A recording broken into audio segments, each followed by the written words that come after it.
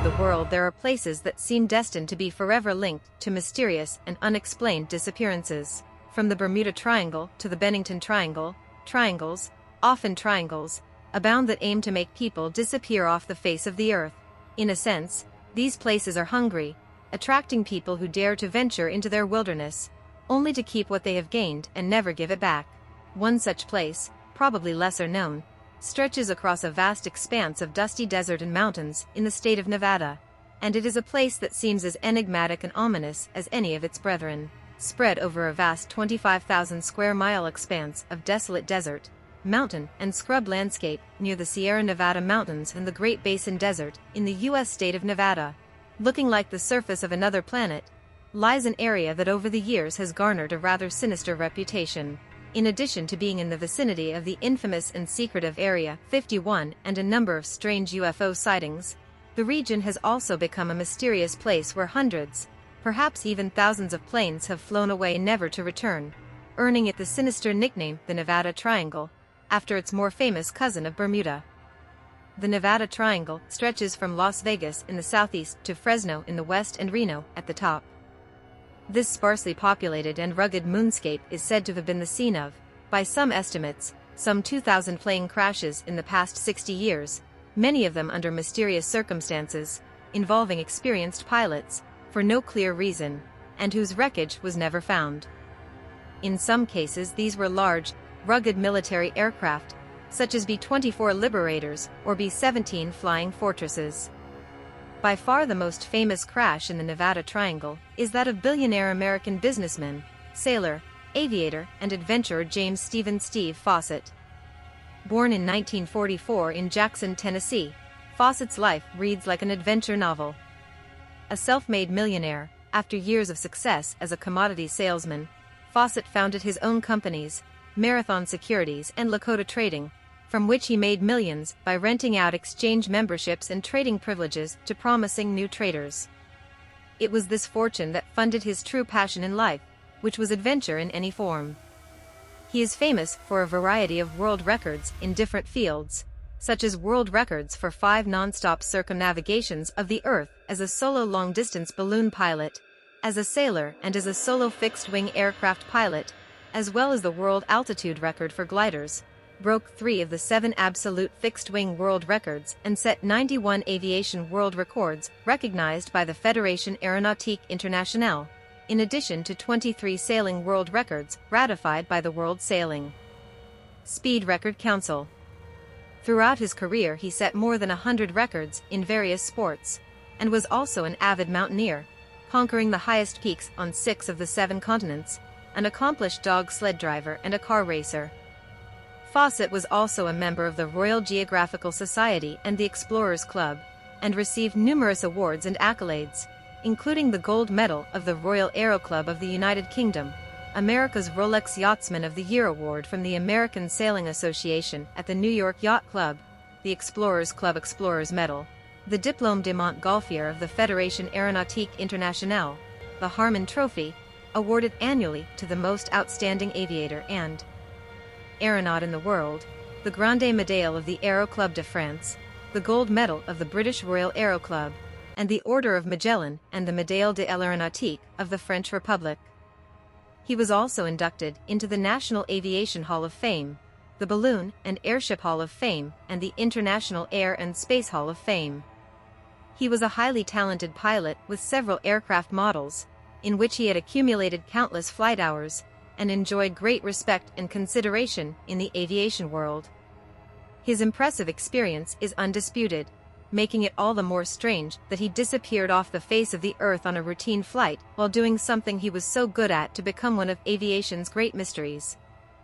On September 3, 2007, Fossett departed Nevada's Flying M Ranch in a single-engine Super Decathlon light aircraft for what was to be a quick round-trip pleasure flight, with a scheduled return to the same airport from which he had departed shortly thereafter. At the time, no one thought anything of it. After all, this was one of the world's most decorated and respected aviators on a routine flight in clear conditions. There should have been no problem. When Fossett did not return at the scheduled time, people began to worry. An intense and complex search was launched to try to find him, which dragged on for a month as authorities scoured a 52,000 square kilometers, 20,000 square mile, area of harsh and hostile wasteland, but found no trace of where Fossett or his plane had gone, not even a scrap of wreckage. Interestingly, there was no signal from the plane's emergency locator transmitter, ELT, designed to activate automatically in the event of a crash, nor from the bridling emergency watch he was wearing, which had a manually operated ELT with a range of up to 90 miles, although there is some discrepancy as to whether he was wearing it at the time. Considering that Fossett had not logged a flight plan and had had enough fuel for about 4 to 5 hours of flight time, there were very few clues as to how or where to conduct the search, as there were many places he could have ended up. So the authorities searched virtually everywhere, launching a complex and ever-widening search of what would later become an area of nearly 52,000 square kilometers, 20,000 square miles, in some of the most rugged and remote terrain in North America, using numerous aircraft and state-of-the-art technology.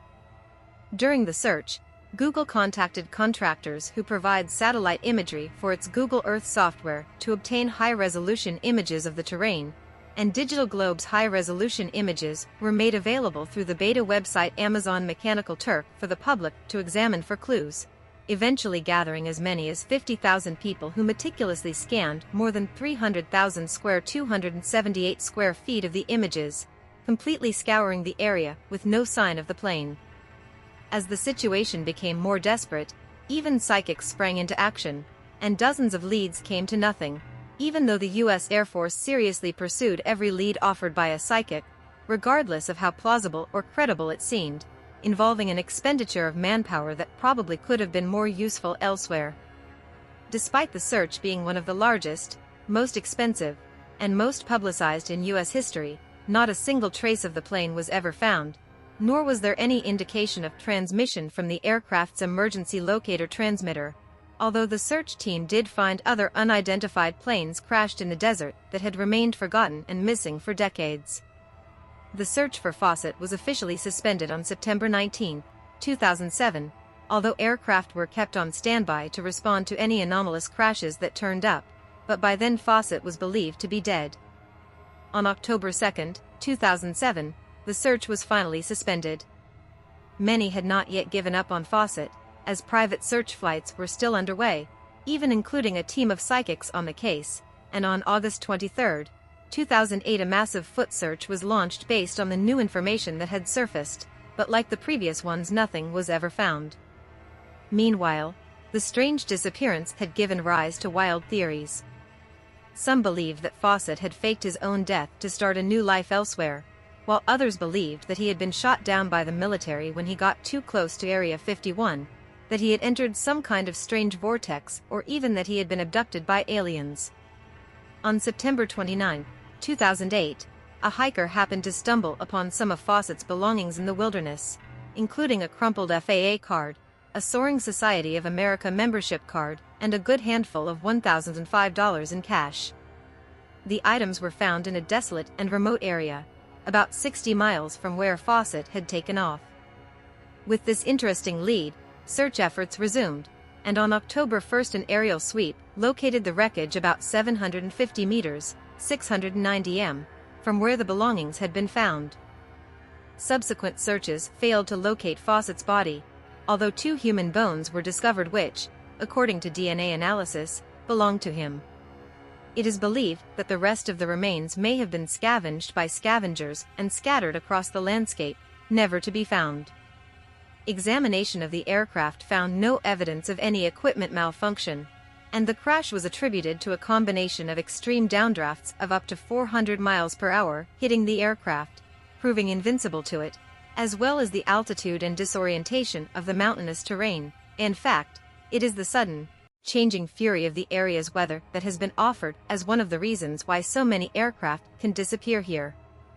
The Sierra Nevada mountains run perpendicular to the jet stream, or Pacific winds, which conspire with the steep, high-altitude peaks and wedge-shaped mountain range to create volatile, unpredictable winds and downdrafts that can wreak havoc on smaller aircraft.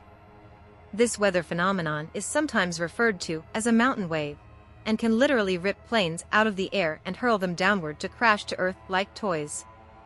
Another factor could be simple pilot error, where inexperienced pilots don't quite know how to handle turbulence or the area's disorienting mountainous terrain, with its sharp canyons and steep cliffs.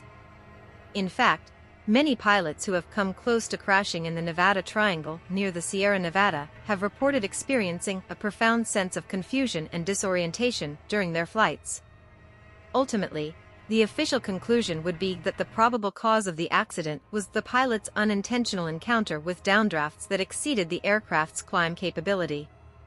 Contributing to the crash were the downdrafts, high-density altitude and mountainous terrain. Although this has been discussed and debated to this day, and conspiracy theorists continue to have a field day proposing explanations such as mysterious Bermuda Triangle-style vortices, paranormal phenomena, and UFOs and extraterrestrials. In the end, no one knows for sure why so many planes have fallen here, some of them quite large rather than light and with experienced crews in ideal conditions, or even how many planes have actually fallen here, and the area has managed to create a mystical air around it. Many continue to insist that forces beyond our comprehension are at work here, dragging aircraft to their doom. When the Nevada Triangle is discussed, Area 51, aliens or secret testing of experimental aircraft are often mentioned, as well as the possibility of some kind of magnetic anomaly or vortex. Most likely this is due to the inaccessibility of the remote area, but sometimes things are stranger. An Army fighter pilot, Lieutenant Leonard C. Lydon, said he parachuted from his plane when his squadron became hopelessly lost in the mountains in this area. He claimed to have clearly seen the P-40 fighter come down about a mile from his position, near Sequoia and Kings Canyon National Parks, and was sure he knew where it had crashed. However, when a search team returned to the area he specified, no trace of the wreckage or the plane could be found. Did something similar happen to Fossett? It's hard to know for sure, and his is just one more of the many missing planes that have swallowed up the region without a trace. So, what's going on here? Is it aliens, the government covering up its top-secret Area 51, magnetic anomalies, or something even stranger?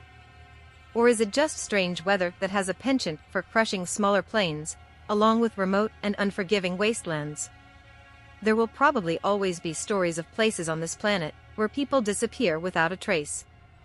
We may never know why, or how, but they will always capture our imagination. These places will always be out there, just beyond our reach and our current ability to comprehend them.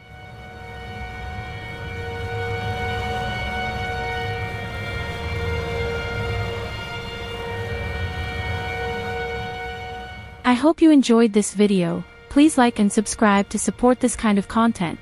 See you on the next travel.